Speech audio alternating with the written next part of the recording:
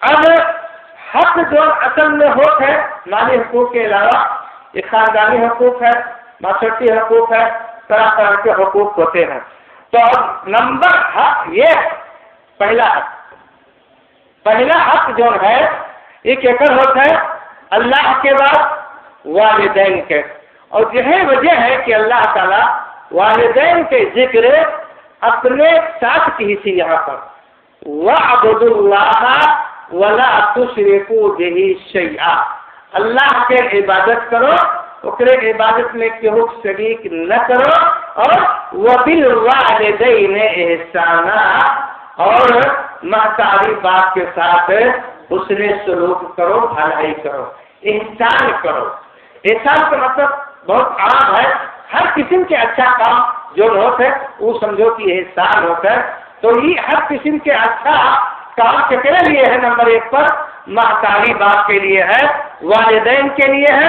اور یہ بات اللہ رب العالمین یہاں جو ہے قرآن کریم میں ذکر کیے ہیں. اور ایک جگہ اور اللہ تعالیٰ کہتے ہیں وَقَضَىٰ رَبُّكَ أَلَّا تَعْبُدُوا إِلَّا إِيَّاهُ وَبِالْوَالِدَيْنِ إِحْسَانًا. یہ وہی بتیا ہے، گھوم بتیا کئی مرتبہ قرآن کریم میں بیان کیا گیا ہے کہ اپنے ماں باپ کے خدمت کرو، ان کے جو حق ہوتے ہیں وہ حق ادا کرو.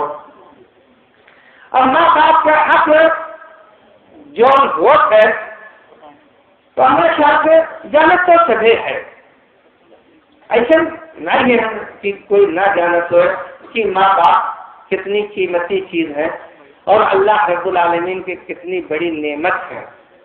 اور وہ جو کل کہیں نہیں اپنے بال بچے کے ساتھ دنیا کوئی نہیں کرے.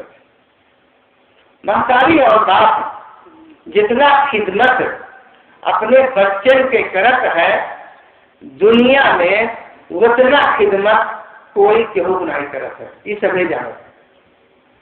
تب جب محتاجی باپ کل کرت ہے تمہارے لیے تب تمہارا ذمہ داری آئے کہ جب تم بڑا ہو کمائے کے لائق ہو تو محتاجی باپ کا خیال کرو. انسان کے مطلب کہ جو نہیں ہوتے بڑھیا کرو. تو اب یہ تو حکم ہے اللہ کی طرف سے کہ ایسا کرے چاہیے کسی کی تھوڑے ساتھ بہت دکھ اٹھائیں گے، بہت دکھ جھیلیں گے. تب یہ اتنا اپن زندگی صحت کے لیے قربان کر دی تو آپ کو پھر کی ذمہ داری ہی عورت ہے کہ ماں باپ کی خدمت کرو. ایک زمانہ رہا ماں باپ کی خدمت کے،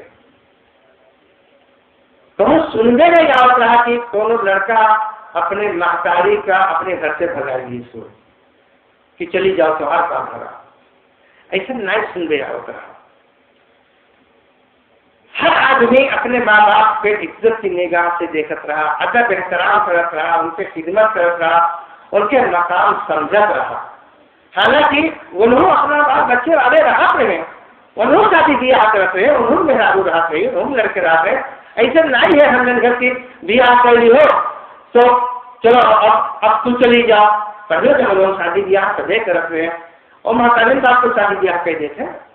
تو اب مطلب یہ نہیں ہوتے ایک کی شادی کر لو تو اب محتاجی باپ کا چھوڑ دیو، ان سے بٹوارا کر لو، ان سے الگ ہو جاؤ، یا رکھے رہو تو دور رہو بڑے دن نہ رکتے. تو سبھی دکان میں کبھی بس خاص نہیں ہے لگائے کھلانے کا مری نہیں جاتی بولیا. سنو تو اب یہ تو بات کتنا عجیب غریب ہے. دوا لاگو کرے کیا کہا ہے عجیب حال ہے کہ اوپر سے ان کے بیماریت تکلیفوں نہیں برداشت کے پاس ہے کہ وہ جو ہے اگر دکھ ہو ہے تو وہ کہاں نہ کرے بیچاری کہاں چلی گئے. اپنے لیے تو جائے چڑھاوت ہو گیا دینا خرید ہے ہوٹل میں جائے گئے کم سے کم اچھا چائے تو پیتے ہو. اور چاہیے پیے بعد کچھ لوگ تو پانی کھائے عادت ہے اور کچھ گٹکا پھٹکا پتا نہیں تو کا ہوتا ہے گندورا جو پاؤ سے گبر کھانا کرتے پچر پچر چھوٹا کرنا ہے تو دیکھ رہا ہے نہیں رہے پر تھوڑا لوگ نہیں دیکھے گئے. اور نہیں تو مجھے مہر لگایا جاتا ہے کہ میں कन्या धोवा नहीं करते। हाँ अरे बीड़िया पी लेते हैं तो जे बीड़िया नाच के गए तो मालूम मुझे से घूर करता उनके मुँह सही बताए। तो ना बीड़ी के आगे नमाजी बगल में खड़ा होकर देख लो कितना खराब बदबू आवत है। तो ये कुल खर्चवा जब हराम वाला है ना वो का खुद हाथ से करिए। और अगर एक प्रोटीन टेबलेट लाओ पूरे महाकालिक मूर्त लाकर तो जान पड़ा है कि करोड़ों खर्च हो जाते हैं। अब है ये नहीं पैसे कहा बुला रहे बेचारा कल लाख है मोहताज है और ये कुल उड़ावत है ना तब नहीं कल लाख मोहताज तक है। इस सूरत हाल बन जाए। ये तो बहुत दुख की बात है।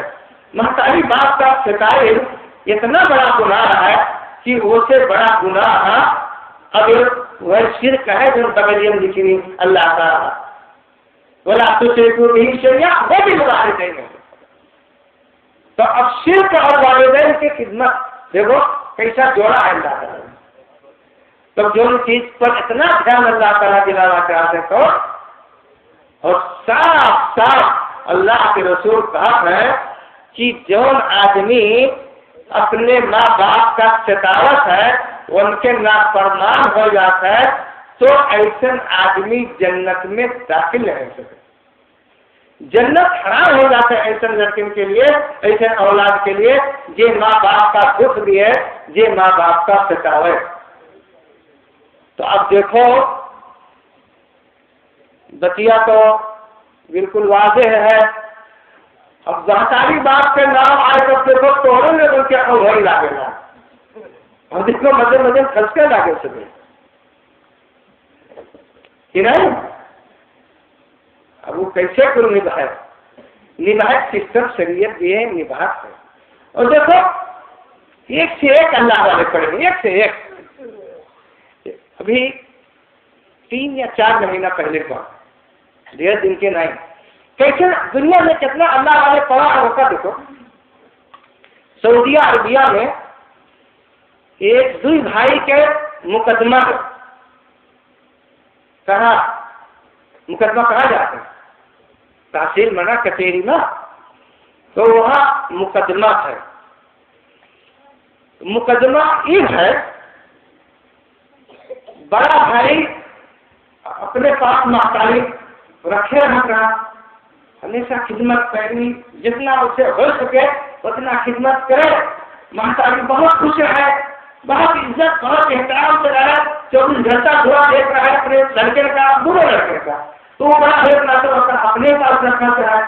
अब छोटा लड़के को खटपटा कि वो देखो तो तुम माने नहीं जाते। अल्लाह के रसूल कहा है कि माँ बाप से खिदमत करो तो जन्नत मिली। माँ बाप के पैर के नीचे जन्नत है और ये हमेशा अपने मातरिया खिदमत करत है और उनको जन्नत मारे नहीं जाते हैं। हम तो पहुंचे नहीं। अच्छा अब फिर अपने बच्चे भैया चाहते भैया अहमद दे हम नहीं कुछ रहना चाहते तब कहे नहीं हमारा मन है कि हम खिदमत करते हैं। हम अपने बड़ा अपने पास रखा तो बेचारे मानस महतारी का मानस क्या करे मानस है खिदमत करेंगे मानस जब नहीं टाइम पहुँच नहीं दी है तब जाए मुकदमा जाए कचहरी में कि ये हमारा महतारी है हमारे बड़े भाई जो है उनके खिदमत करते हैं और तुम समाज करवाए गए थे और हमने अपने महतारी के खिदमत से मालूम किए हैं जबकि हमारे महतारी जितना खिदमतिया उनके खिदमत अपने तो हम लोग पूछ रहा तो हम लोग हक बनते कि हम उनकी खिदमत करी। सुने भैया मुकदमा कहाँ से मुकदमा सऊदी अरबिया का। अब ऐसा मुकदमा तो दुनिया सुना हुई कि एक बेटा ये मुकदमा दायर करके अपने बड़े भाई के खिलाफ कि ये हमने अपने मातारी खिदमत नहीं करे थे अपने घरे ला के रखा और तोरे तो जाना तो सऊदी अरबिया में 4 दिया आकर रखने चाहिए कैसे मेरा सकता है वहाँ उमूमन 4 3 दिन तो लाते हैं। तो अगर 4 मेहरारू वो लोग रखत है और अपने महतारी के साथ इतना भयानक निवाह हुआ है तो तुम्हें एक छुर मेहरारू मारो तो और महतारी के साथ निवाह होने के बाद तो मतलब तो अब बाहर हाल एक से एक अल्लाह आगे पड़े हैं दुनिया में। तो अब जो فیصلہ کے لیے جب وہاں معاملہ گئے تو اب قاضی بھی پریشان کہ کام فیصلہ کرے. تو مہتری پوچھی کہ ککرے ساتھ رہو. تو مہتریا کہا تھی کہ ہم کہاں بتائیں، ایک ہمارا سورج ہو اور ایک ہمارا چاند ہو، ایک بٹوا ہمارا سورج ہو اور ایک بٹوا ہمارا چاند ہو، ہم کیا کہیں کہ ہم ککرے ساتھ رہو. یہ ہے اولاد، یہ ہے بیٹے اور وہ ہے ماں. ہاں میرے بھائیو، ہمارے آپ کی طرح نہیں کہ ماں کے سر پر لاٹھی برساؤ اور ایک بیوی کو خوش کرنے کے لیے ماں کو دھتکارو، ان پر ناراضگی جتاؤ، ان پر غصے ہو، ان کو برا بھلا کہو. میرے بھائیو ایسا نہیں ہونا چاہیے، یہ بہت عیب کی بات ہے. ماں کا جو درجہ ہے وہ اپنی جگہ پر ہے، بیوی کا جو درجہ ہے جو حق وہ اپنی جگہ پر ہے. تو کہتا کہ بیوی کو ستاؤ، کسی کو نہ ستاؤ، بیوی کو بھی اچھی طریقے سے رکھو، ماں کو بھی اچھی طریقے سے رکھو. ہاں اس بیوی کو بھی چاہیے، اس بیوی کو یہ سوچنا چاہیے کہ یہ جو ہماری ساس ہے یہ ہماری ماں ہے، اور ساس کو یہ سوچنا چاہیے کہ یہ جو ہماری بہو ہے یہ ہماری بیٹی ہے. ایک بیٹی اگر ہمارے گھر سے گئی تو یہ دوسری بیٹی ہماری آئی. یہ ماحول پیدا کرو، یقیناً کبھی نہیں بگاڑ ہوگا، سب خوش رہیں گے، کوئی دکھ میں نہیں رہے گا، کوئی تکلیف میں نہیں رہے گا. ماں کی خدمت کرنے کا مطلب یہ نہیں ہوتا ہے کہ بیوی کی چھوڑ دو، بیوی کو ستاؤ، نہیں، دونوں کو جو حق ہے وہ حق لے کر کے چلو. کوئی بات ہو ماں کو ناراض نہ کرو، بیوی اگر تھوڑی دیر کی بھی ناراض ہو جائے اس کو ناراض رکھتے ہو، کوئی حرف کی بات نہیں ہے، لیکن یہ ہے کہ اس کے نام پر ماں کو ایزا تکلیف نہیں پہنچاؤ. یہ اس کا نہیں ہے، تمہارے اکاؤنٹ میں جاتا ہے. یہ خرابی، یہ برائی تمہارے اکاؤنٹ میں جاتی ہے، کیونکہ بیٹا جو ہوتا ہے، مرد جو ہوتا ہے یہ قوام ہوتا ہے، یہ گھر کا نگراں ہوتا ہے. نگراں تو بہت صبر کرنا چاہیے، ہر ایک کا سن کر کے، ہر ایک کا طے کر کے، اور اس کو برداشت کرنا چاہیے. تو یہ بہت اہم بات ہے. موجودہ زمانے میں جو خرابی آتی جاتی ہے اس خرابی سے ہر ایک کو دور رہنے کی کوشش کرنا چاہیے.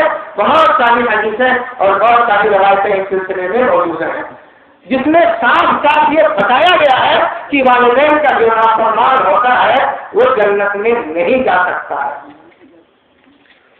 حضرت ابن عباس رضی اللہ تعالیٰ عنہ کی ایک روایت وہ کام فرماتا ہے کہ ایک آدمی جو اللہ کے راستے میں جہاد کرتے ہوئے شہید ہو جاتا ہے اس آدمی کے لیے جہنم خراب ہو جاتا ہے. اور ایک آدمی، وہی آدمی فرض کیجیے اگر والدین کا نافرمان ہے تو اس کے لیے جنت حرام ہو جاتا ہے. وہاں جہنم حرام ہوئے گا، یہاں جنت حرام ہوئی ہے. اب یہ نہ جنت نہ جائے تو یہ نہ جہنم مانگیے، بیچ بیچ میں مٹکارے نہیں اللہ تعالیٰ اسے لوگ. جنت واجب ہے کے لیے، اور یہاں جہنم حرام جو ہے جنت میں داخلہ یہاں حرام ہو گیا نافرمانی کی وجہ سے، اور وہاں جو ہے جنت میں داخلہ واجب ہو گیا جہاد کی وجہ سے. لیکن پھر بھی وہ جنت میں نہیں جائے گا، جہنم میں بھی نہیں جائے گا اس کی وجہ سے، لیکن جنت میں بھی نہیں جائے گا. آج سے دونوں کے بیچ میں جگہ ہے وہیں پر وہ لٹکا رہے گا. تو کون فائدہ ہے کل کیے؟ تو بہرحال یہ بہت سوچے ضرورت ہے موجودہ زمانے میں کہ لڑکے جو ہوتے ہیں وہ حق جو ہوتا ہے، جائیداد جو ہوتی ہے باپ کی پوری لے لیتے ہیں، جس میں ماں کا بھی ان کا حصہ رہتا ہے. لہذا کم سے کم کچھ تو سوچنا چاہیے کہ ان کا حصہ یہ رکھتے ہو تو ان کی زندگی بہرحال آگے سے گزرے گی. اور یہ تو ہونا ہی نہیں چاہیے کہ کوئی بیٹا اپنی ماں کو الگ تھلگ کر دے اور اس کو بے بس اور مجبور بنا دے. بات بالکل واضح ہے، بہت زیادہ تفصیل کرنے کی ضرورت نہیں ہے. اب ایک چھوٹی سی بات کہنا چاہتا ہوں، چھوٹی نہیں بلکہ بڑی ہی بات ہے. یہ ایک اقربا پروری، قرابت داری اور رشتے داری. قرابت داری یعنی حسب نسب والا رشتہ، اور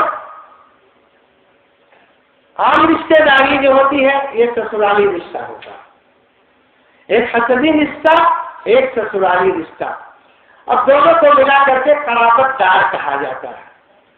تو جو بھی رشتے ہوتے ہیں، جیسے ایک آدمی، اس کا باپ، ماں، بھائی اور بھائی کی عورت، بھتیجے، اور اسی طریقے سے چچا، چچیرے بھائی، اور جو اس طریقے سے جو بھی رشتے ہوتے ہیں، پھوپھی ہے، خالہ ہے، وغیرہ وغیرہ، تو جو بھی رشتہ ہوتا ہے تو اس رشتے کا خیال کرنا یہ بہت ضروری ہوتا ہے۔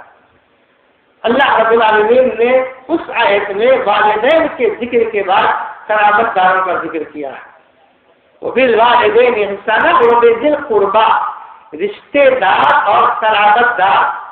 اور قرابت دار میں مسئلہ جو ہے وہ جہاں والدین کی بات ہے وہیں بھائی بھائی کی بات آتی ہے اس کے بعد، اور بھائی بھائی کا مسئلہ موجودہ زمانے میں بہت انتہائی خراب ہو گیا ہے، اس کو خراب نہیں ہونا چاہیے۔ میں کیا بتاؤں، دو بھائی اکٹھا نہیں مل پاتے ہیں، اکٹھا رہنے کا مطلب یہ نہیں ہے کہ اکثر بناؤ کھاؤ، اکرم کبو نہیں بنا رہے خرچے، اکٹھا رہے مطلب یہ ہے کہ ہنسی خوشی کرا، تو اپن جو تک ساتھ ہو، اپن جو تک ساتھ ہے، اپنی جگہ پر یہ سسٹم صحیح ہے، وہ نہیں صحیح کہ کوئی گھمنڈا بنا رہو، 5 بھائی ہو، 7 بھائی ہو، 10 بھائی ہو، تو سب وہی رکھتے میاں بناؤ، ایک میاں صاحب کی طرح بھی نہ جائے تو رہا، یہ طریقہ ہی غلط ہے زندگی گزارے۔ لیکن بھائی بھائی کی جو پیار محبت ہونی چاہیے وہ اس حساب سے ہونی چاہیے کہ آپ اپنا اپنے حصے میں رہیں، میں اپنا اپنے حصے میں رہوں، ایک دوسرے کے حامی اور مددگار رہو، ایک دوسرے سے الفت اور محبت رکھو، ایک دوسرے کا جو خون کا رشتہ جسم میں دوڑ رہا ہے وہی دودھ آپ کے جسم میں، وہی دودھ آپ کے حقیقی بھائی کے جسم میں، تو اس رشتے کو، اس دودھ کو برابر برقرار رکھنا چاہیے اور لڑائی جھگڑا کر کے نہیں رہنا چاہیے۔ عجیب بات ہے کہ دوسروں سے دوستی رہتی ہے لیکن بھائیوں سے جھگڑا رہتا ہے، بھائیوں سے لڑائی رہتی ہے، بالکل الٹا ہو رہا ہے۔ مطلب شریعت جو چاہتی ہے کہ ایسا ہونا چاہیے تو آدمی سیدھے اس کے الٹا کرتا ہے۔ بھائی بھائی اکٹھا نہیں رہیں گے اور دنیا بھر کے ساتھ اکٹھا نہیں رہیں گے، ان کے ساتھ کاروبار بھی کریں گے، اشتراک بھی کریں گے، ان کی مدد بھی کریں گے، سب کچھ کریں گے، لیکن بھائی چاہے دیا ہو گیا تو انہیں بات کرتے ہیں تم ہو گیا، ارے ہم کھا گئے کہ مطلب کیا ہم ارے وہی نہیں سکتا تھا، اتنا بڑا چودھری بن گئے ہم، یہ نہیں سوچے تھے کہ اللہ کے حکم کا ہے۔ ارے بھائی جب 2-4 آدمی رہا تو ساتھ تو کچھ نہ کچھ اونچ نیچ رہنا کرے، مزاجن بھی فرق ہوتے، ایک بھائی بہت سیدھا ہوتا ہے، ایک بھائی بہت کے ہو تو کیا اچھے ہوتے تب روزانہ وہ کا پٹکی ہو کہ لے کے برداشت لے کے چلے چاہیے، کچھ تو اپن وہ نرم گرم بناؤ، کچھ اپنا صبر کرو، ابھی ایک طرح سے مل جل کے ایک دوسرے سے رہو کہ بس اب ہوتے منہ نہیں لگے ہو، وہ جا کر وہاں پر تم وہاں چیئر کے لے تو وہاں کبھی کوئی زندگی نہ ہی ہوئے۔ یہ تو جیسے ککروں کا دیکھ کے بھوکت ہے، ایسے ہو گئے ہیں جنہیں عام طور سے کہ بھائی دیکھیں تو ضرور منہ پھول گئے، گرائے لگے، تو یہ سسٹم زندگی کا بالکل نہیں صحیح ہے۔ والدین کے بعد قرابت داری میں سب سے نمبر پھر انہی لوگوں کا آتا ہے، بھائیوں کا آتا ہے۔ تو ذرا دھیان دیجیے میرے بھائیوں، اس کو تباہ اور برباد مت کیجیے ماحول اور معاشرے کو، کیونکہ ماحول اور معاشرہ تو تباہ ہوتا ہے، خود آپ تباہ ہو رہے ہو اور اپنے دین کو تباہ اور برباد کر رہے ہو۔ لہذا خیال کیجیے، اگر انصاف سے زندگی گزاریے اور ہر ایک کے ساتھ انصاف کیجیے۔ پڑوسی کا حق ہوتا ہے، بھائی عموماً پڑوسی ہوتا ہے، تو اولاً بھائی ہے ہونے کے ناطے اس کا حق ہوتا ہے، پڑوسی ہونے کے ناطے اس کا حق ہوتا ہے، ایک مسلمان ہونے کے ناطے اس کا حق ہوتا ہے، ایک انسان ہونے کے ناطے اس کا حق ہوتا ہے۔ چار حق کا یہ جو ہے بھائی مستحق ہوتا ہے دوسرے بھائی سے، چاہے چھوٹا ہو چاہے بڑا، دونوں کی بات ہے کہ اپنے بھائی سے دوسرا بھائی چاہے چھوٹا ہو چاہے بڑا کم سے کم 4 حق کا مستحق ہوتا ہے۔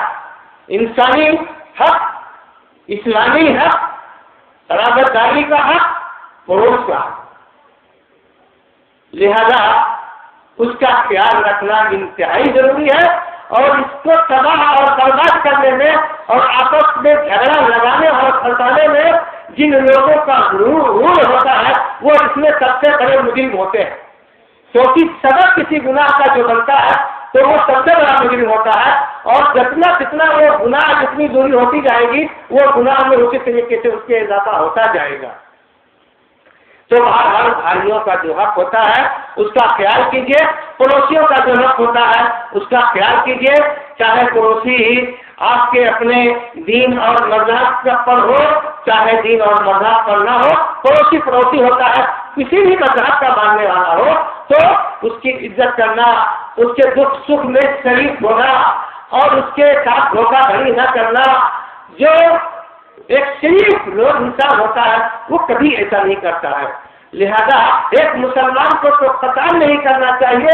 رسول نے فرمایا ہے کہ من کان یؤمن باللہ والیوم الآخر فلیکرم جارہ، کہ اگر حقیقت میں اللہ پر ایمان ہے، قیامت پر ایمان ہے تو اپنے پڑوسی کی عزت کرو، وہ کا خیال کرو، وہ کا دکھ نہ پہنچاؤ، وہ کا ستاؤ نہ۔ اور یہاں بات پر جھگڑا ہو جاتے ہیں، کبھی دو گھنٹے سامنے پانی بہ گیا، گالی گلوچ شروع ہو گئی، کبھی وہ پورا کباب کے پہنچ گیا، لڑائی جھگڑا شروع ہو گیا۔ ارے تھوڑا بہت ایک دوسرے کے ساتھ دکھ برداشت کرو گے تو وہ بھی تمہارا برداشت کرے گا، نہیں کرو گے تو وہ بھی تمہارا کبھی چلا گیا تو وہ بھی ایسے کرے گا جیسا تم کرتے ہو۔ تو یہ چیزیں ہیں جو آدمی ایک دوسرے کے پڑوس میں رہتا ہے تو اس کا خیال کرنا چاہیے۔ اللہ رب العالمین نے قرآن کریم کی اس آیت میں جہاں قرابت دار کا ذکر کیا ہے اس کے بعد پڑوسیوں کا ذکر کیا ہے، اور رسول نے تو یہ بھی فرمایا ہے کہ جو آدمی ایک آدمی ایسا ہے جو مسلمان ہے، تین مرتبہ نے کہا کہ وہ آدمی مسلمان نہیں، وہ آدمی مسلمان نہیں۔ صحابہ نے کہا کون؟ اللہ کے رسول؟ کہا ارے وہی جس کے پڑوسی اس کے دکھ سے پریشان رہتے ہیں تو وہ آدمی جو ہے مسلمان نہیں ہے۔ تو پڑوسیوں کا خیال رکھنا چاہیے، والدین کا خیال، بھائیوں کا خیال، پڑوسیوں کا خیال۔ عام طور پر انسان اتنے لوگوں کے ساتھ رہتا ہے اور پھر دوست احباب ہوتے ہیں وہ تو ہوتے ہی ہیں۔ اب اس کے علاوہ جو حقوق ہیں اور بھی حقوق ہیں، میں سمجھتا ہوں کچھ زیادہ ہی لے لیا میں نے۔ سب سے اہم بات ہے راستوں کا حق، راستے کا حق۔ ایک مرتبہ صحابہ کرام راستے میں بیٹھے ہوئے بات کر رہے تھے، آپ نے کہا یاکم الجلوس فی الطرقات، خبردار جو راستے میں بیٹھے۔ کیا کہا؟ راستے میں ہرگز نہیں بیٹھو۔ خیر ان لوگوں نے اپنا عذر پیش کیا تو آپ نے اس کا ڈھنگ بتایا کہ اچھا اگر راستے میں بیٹھ گیا ہو تو یہ کام کرو۔ تو معلوم یہ ہوا کہ جو گزرگاہ ہوتی ہے تو وہاں پر لوگوں کو نہیں کھڑا ہونا چاہیے کہ دو چار آدمی نہیں کھڑے رہو، دو چار آدمی بیٹھے رہو، چاہے وہ سڑک ہے، چاہے وہ گلی ہے جو گاؤں میں گزرتی ہے، چاہے بڑا والا سڑک ہے، جہاں لوگوں کا گزرگاہ ہے وہاں پہ کھڑا نہیں ہونا چاہیے، وہاں پہ بیٹھ کر کے مجلس نہیں سجانا چاہیے، کیونکہ آنے جانے والوں کو دقت اور پریشانی ہوتی ہے، اور اس کے علاوہ اور بھی چیزیں وہاں ہوتی ہیں اور بھی خرابیاں اور برائیاں وہاں پیدا ہو جاتی ہیں۔ لہذا اس کا خیال رکھنا چاہیے کہ جو لوگوں کی گزرگاہ ہے وہاں کھڑے ہو کر بات کرنا، بیٹھ کر کے مجلس لگانا، یہ چیز شرعاً جائز اور درست نہیں ہے۔ کہیں لڑکیوں کا مدرسہ ہے، فرض کر لیجیے عموماً لڑکیاں گزرتی ہیں، یا ایسے دینی مدرسہ ہے بچے بچیاں سب گزرتی ہیں، تو ایسی جگہوں پہ نہیں کھڑا ہونا چاہیے کہ وہاں جا کر کے دو چار آدمی وہیں بیٹھو اور وہیں پر سراٹا لگاؤ اور وہیں اپنی باتیں کرو، محفل جماؤ، تو یہ سب چیزیں درست نہیں ہے۔ مجھ کو ایسی خبر ملی ہے کہ کچھ بچے نوجوان لڑکے اپنے ہی محلے کے اپنے ہی گھروں کے یہاں اس مدرسے کے یہاں اس راستے میں آ کر کے عموماً بیٹھتے ہیں یہاں یا وہاں، اور بعض لڑکے ایسے ہیں اسی اپنے ہی اردو جماعت کے اپنے ہی بال بچے ہیں، شاید کسی نے ان کو بتایا نہیں سمجھایا نہیں، وہ لوگ رات کے وقت یہاں عیدگاہ میں آ کر کے بیٹھتے ہیں اور وہی موبائل میں جو ان کا اپنا اس کو حضور والا سب ماحول ہوتا ہے وہ بیٹھ کر یہاں دیکھتے ہیں۔ تو میں اپنے ایسے نوجوان بھائیوں کو اپنے بچوں کو میں یہ بتانا چاہتا ہوں کہ یہ سب کام درست نہیں ہے، یہ کام شراب ناجائز اور حرام ہے، اور وہ بھی اگر آپ لا کر کے موبائل کا غلط استعمال عیدگاہ میں کرے تو یہ تو بہت بڑی بات ہوگی، بہت خراب بات ہوگی۔ لہذا جو بچے یہ سب کام کر رہے ہیں ایسا، ان بچوں کو میں نصیحت کرتا ہوں اور ان سے یہ کہوں گا کہ آپ لوگ قطعاً ایسا کام نہ کیجیے جہاں لوگوں کو تکلیف ہو، جہاں پڑھنے والے بچوں کا ڈسٹرب ہو، جو مقدس مقامات ہو وہاں آپ لوگ اس طریقے سے بیٹھ کر کے اور اوڑ پھوڑ کا کام مت کیجیے، وہاں بیٹھیے ہی نہیں، پتہ نہیں بیٹھیے، وہ آپ کے بیٹھنے کی جگہ نہیں۔ ورنہ دیکھیے جب انسان کسی چیز سے مجبور ہو جاتا ہے تب وہ رد عمل پر آتا ہے، اور آپ جانتے ہیں موجودہ زمانے میں قانون کتنا سخت ہو گیا 6 سال کا، لہذا دھیان دیجیے اور ہوش میں رہیے۔ تو راستے کا جو حق ہوتا ہے یہ بھی اس حق میں جو ہے شامل ہوتا ہے۔ اس کے علاوہ راستے کا حق یہ ہوتا ہے کہ راستے میں جو بھی تکلیف دہ چیزیں ہیں آپ اس کو ہٹائیے۔ راستے میں جو بھی تکلیف دہ چیز ہو، بھلا بتائیے گندی نالیوں سے زیادہ تکلیف دہ چیز کیا؟ گندی نالیوں سے زیادہ تکلیف دہ کوئی چیز نہیں ہے، کیونکہ جو گندی نالی ہوتی ہے اس میں طرح طرح کا پانی ہوتا ہے، اس میں نجس چیزیں ہوتی ہیں، اس میں آپ اپنے بال بچوں کا پیشاب کا خرچ ہوتی ہے۔ اب وہی پانی نالی میں بہ رہی ہے آپ کے راستے میں، آپ کے گھر کے سامنے، آپ کا گھر بہت اچھا بہت خوبصورت، آپ کا برندہ صاف ستھرا ہے، اور 2 میٹر کے بعد جو راستہ ہے اس راستے میں آپ نے پانی گرا دیا، کچھ لوگوں نے تھوڑا نیچا گہرا کر دیا اور وہ اور خراب ہو گیا، گاڑی گزرتی ہے سخت سے اسے پڑتا ہے اور وہ پانی کچھی کا اوپر آتا ہے، نجس اور ناپاک بنا دیا آپ نے لوگوں کو۔ تو اس سے بڑھ کر کے اور خرابی کیا ہوگی؟ اولا آپ نے راستہ خراب کیا، دوسرا آپ نے گزرنے والوں کو ایذا اور تکلیف پہنچایا، اور یہ چیزیں مسلمانوں کی بستیوں میں مسلمانوں کے گھروں میں زیادہ ہے میرے بھائیوں۔ اپنا گھر بنانے میں آپ نے لاکھوں روپیہ لگا دیا اور راستے کو خراب کر دیا، 4-6 فٹ پائپ آپ کو نہیں ملا کیا اس میں ڈال دو کہ پانی اس پار کو ادھر نکل جائے، اس کا کھولنا اور توڑنا ضروری تھا کیا کہ کھول کے توڑ کر کے اس پار کو اس پار نالی میں اس کو ملایا اپنا پانی؟ ارے 2-4 روپے سے کتنا بھی لگا نہیں، 4 فٹ جو پلاسٹک کا جو ہے یہ پائپ ہوتا ہے، ارے مشکل سے جو ہے 100 روپیہ لگا، حد ہو گیا میں سمجھتا ہوں۔ تو آپ اگر 1000 لاکھوں روپیہ اپنا گھر بنانے میں لگا دیتے ہیں تو راستے کو جو آپ کے گھر کے سامنے آپ کے گھر کا پانی جس میں نکلتا ہے جس سے لوگوں کو ایذا اور تکلیف پہنچتی ہے تو آپ اس میں 100 روپیہ نہیں لگا سکتے، آپ ہی کو سب سے زیادہ گزرنا بھی رہتا ہے اور کوئی بھی اس سے گزر رہا ہے، دنیا گزرے گی اس سے۔ تو اب آپ لوگ اپنے اپنے گھروں کے سامنے ایسا کرو، اور اس سے بدتر کہ مدرسے کے راستے میں عیدگاہ کے راستے میں آپ لوگوں کا پانی ایسے الگ تک پھینکا ہے، کسی کو غیرت نہ ہو، کسی کو ہوش نہ ہو، کیا چاہتے ہیں تھانے کو شکایت کی جائے اس کے لیے کہ یہ وہ لوگ ہیں مجرمین جو مسجد اور مدرسے کے تقدس کو بھی نہیں جانتے ہیں، یہ اپنے پانیاں اور نالیاں ایسے گرائے رہیں گے، نماز پڑھنے والے ہیں، چھوٹے چھوٹے بچے ہیں، اس میں گرے، اس میں جو ہے کھوٹے، کیا چاہتے ہیں آپ؟ کیا اللہ اور اس کے رسول کا حکم ہمارے رات کے لیے کافی نہیں ہے؟ یہ وہ ضروری چیزیں ہیں جو اپنے ماحول اور معاشرے میں انتہائی ہر ایک کی ضرورت پڑتی ہے، لہذا اس کا بیان کرنا میں نے مناسب سمجھا کہ क्योंकि हुकूक में ये भी शामिल है, ये माशरती हुकूक है, ये समाजी हुकूक है। ऐसे लोग समाज के दुश्मन हैं जो रास्ते को बर्बाद करते हैं, जो रास्ते को तबाह करते हैं, अपनी अपनी जमीन का एक इंच नहीं छोड़ते हैं और रास्ते पर कब्जा करते हैं। अपनी जमीन में कोशिश ये होती है कि और दो चार हाथ बढ़ा ही करके उस पर कब्जा करें, उस पर दीवार खड़ी करें, और इस तरीके से रास्ते पे कब्जा भी करते हैं जो दूसरों की किया हुआ होता है, और फिर उसमें पानी गिराते हैं, उसमें गंदगी गिराते हैं और आने जाने वालों के लिए मुसीबत बनते हैं। तो रास्ते का हक जो है उसको तो रास्ते में किसी किस्म की ईजा और तकलीफ से चीज अगर आप देखें तो रसूल कहते हैं उसको खत्म करो, और यहाँ वो मुजरिमाना अमल करते हैं खत्म करने को खोलता है। लिहाजा मेरे भाइयों, आप लोगों की ये जिम्मेदारी है कि अपने अपने घरों से जो पानी निकालते हो उसका आप बंदोबस्त करो, रास्तों को मत खराब करो।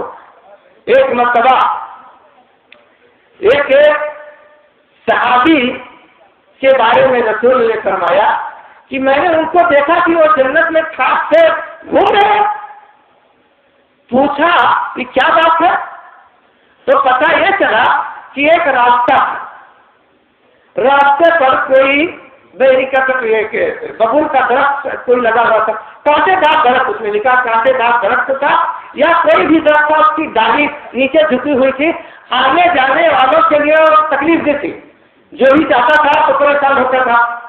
तो वो सहाबी गए एक दिन उधर से और देखा कि इससे बहुत तकलीफ है, तो उन्होंने उस डाली को जो रास्ते की तरफ पड़ी हुई थी और जिससे लोगों को कांटा चुभता था या तकलीफ होती थी, उसको काट करके अलग कर दिया और कहा कि मैं जो लोग गुजरते हैं उन लोगों को आवाज पहुंचाना चाहता हूँ कि लोगों के लिए कोई तकलीफ की बात न रह जाए। अल्लाह रब्बुल आलमीन उस अमल से इतना खुश हो गया, अल्लाह के रसूल ने पूछा कि आखिर उन लोगों कौन सा अच्छा काम किया, कैसे है? लोगों ने कहा कि बस आम किस्म के बात में है, कोई ऐसी खास बात नहीं है कि बहुत ज्यादा जो है नफे रोजा नमाज होता है तो सब करते हो। तो उनसे पूछा तो उन्होंने कहा ऐसा कुछ तो नहीं, बस एक काम मैंने थोड़ा सा किया कि रास्ते में एक तकलीफ जैसी थी तो मैंने उसको काट दिया। आपने कहा बस यही चीज है, देखा यही चीज है जिसने रास्ते की इस्लाह कर दी और गुजरने वालों का फायदा हो गया, यही चीज है जिसने तुमको जन्नत में पहुंचा दिया। तो ये तो एक मुसलमान का सेवा था कि उनको बर्दाश्त नहीं होता था कि रास्ते से गुजरने वालों को तकलीफ हो हमारे देखते हुए, और हम लोग क्या करते हैं, तकलीफ दूर करने को पड़ता है और हम लोग रास्तों में तकलीफ की चीजें ना करके दाखिल करते हैं।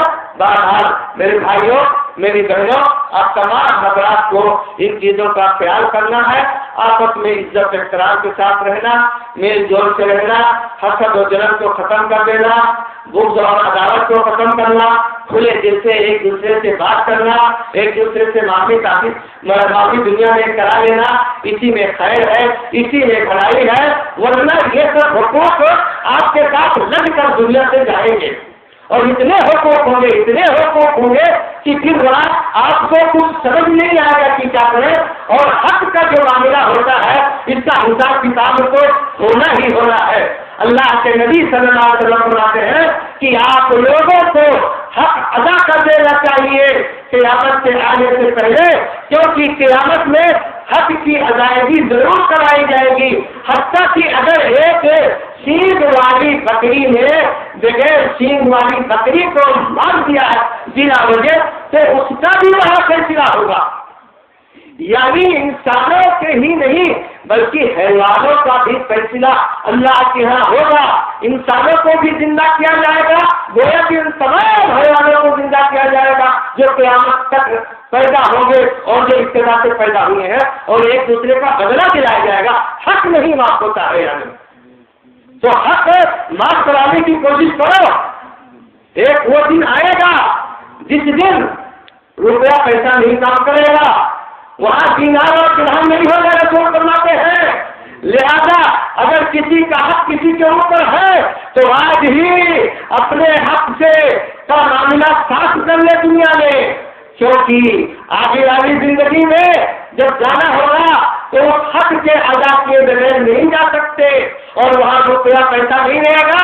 روپیہ پیسہ لین دین یہ دنیا میں چلتا ہے، وہاں پر لین دین صرف ایک چیز کا ہوگا، گناہ اور ثواب کا مسئلہ رہے گا بس۔ جن لوگوں نے ظلم کیا ہے دنیا میں، ان کے ثواب کو مظلوموں کو دے دیا جائے گا، اور اگر ثواب ختم ہو جائے گا تو پھر مظلوموں کے گناہ کو مزید اس کے اوپر ڈال دیا جائے گا۔ ثواب ہے ہی نہیں، گناہ سے انسان بالکل سبا ہوا رہے گا اور گھسیٹ کر جہنم میں ڈال دیا جائے گا۔ ایک مرتبہ رسول نے کہا کہ مفلس کسے کہتے ہیں؟ قیامت کے دن کا مفلس کون ہے؟ لوگوں نے کہا مفلس تو وہی ہے۔ اچھا اور کوئی بات ہی نہیں ہے؟ اچھا ٹھیک ہے۔ تو بہرحال ہے قیامت کے دن مفلس کون ہے؟ رسول نے کہا، لوگوں نے کہا کہ وہ جس کے پاس روزہ نماز ہو۔ اللہ کے رسول نے کہا نہیں، ایسے لوگ آئیں گے جو بڑے نمازی رہیں گے پکے، اور خوب زکات دیا ہوگا اللہ کے راستے میں، روزہ کبھی نہیں چھوڑا ہوگا، اور اتنا ثواب ہوگا اللہ کے راستے میں خرچ کیے رہیں گے کہ بالکل پہاڑوں کے مانند ثواب رہے گا، پہاڑ کے مانند روزہ، پہاڑ کے مانند زکات۔ لیکن جب وہاں قیامت کے دن پہنچے گا